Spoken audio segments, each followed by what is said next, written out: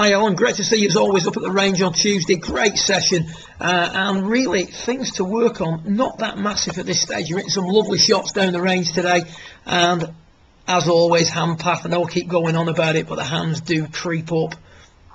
Off hand playing a little bit too soon. It is far better than it was before, but we could still improve that. We worked a little bit on pressure point 4 under the left armpit, trying to get that where the left arm was nailed to the chest, about 3 fingers down on the inside of the left arm to the bicep to the chest. That's going to help introduce a little bit more of an inward move.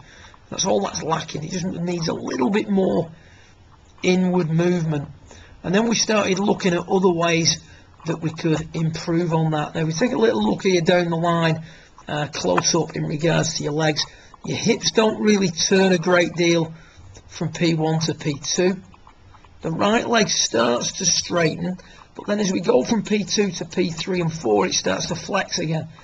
So remember, that right leg needs to be continuously straightening during the takeaway, or during the backswing, should I say.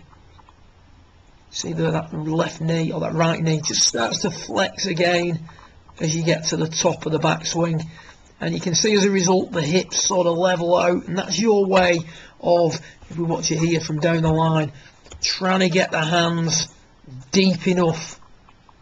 You can see your hands are always moving down towards that red line as you start the downswing. However, you rescue it very well.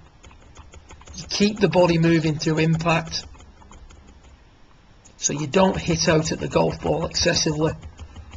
So albeit not ideal, you do make this work. So by no means are we at panic stations. We don't need to try and reinvent the wheel here.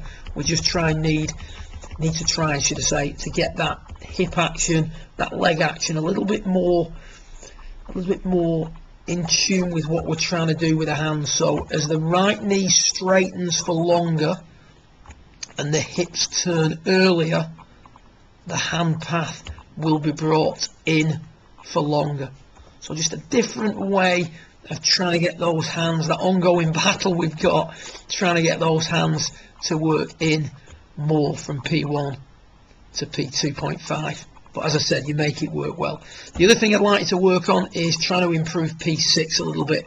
Trying to feel like we're going to get lower with the handle and further forward with the left arm at P6. Just to tighten up the radius of the golf swing, to prevent the odd shot where we're catching the ground behind the ball as the accumulators get dumped a little bit too soon. So on reflection, more pressure on pressure point number 4, left arm to chest.